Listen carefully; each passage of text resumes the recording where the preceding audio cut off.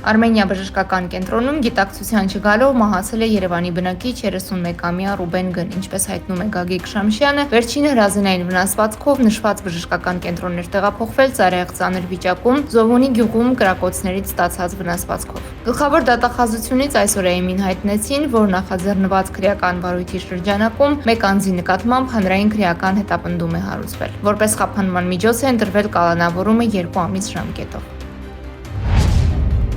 Սևանում 20-ամյա տղայի սպանության դեպքով նախաձեռնվել է քրեական վարույթ։ Այս մասին այսօր ԵՄ-ին հայտնել են գլխավոր դատախազությունից։ 2 հոգու նկատմամբ հարուցվել է հանրային քրեական հետապնդում։ Հիշեցնենք, 20-ամյա Արամ Խաչատրյանը Պաշտպանության նախարարության պայմանագրային զինծառայող էր, Պաշտպան հայրենյաց ծրագրի մասնակից։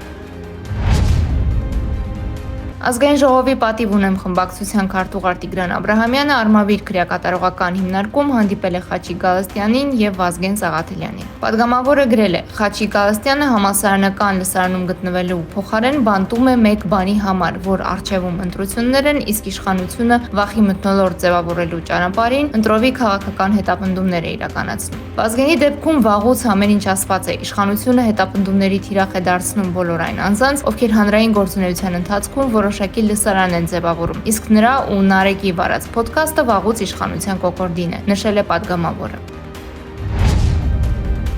Քաղբանտարկյալ Նարեկ Սամսոնյանը դուրս է գրվել Իզմիրլյան բժշկական կենտրոնից։ Նա նշել է, որ սահմանափակումներ ունի եւ չի կարող լրագրողների հարցերին պատասխանել։ Հարցին առողջական վիճակն ինչպես է, Սամսոնյանը պատասխանել է. «Կարգավորվում եմ, շնորհակալություն, արդեն կարողանում եմ քայլել»։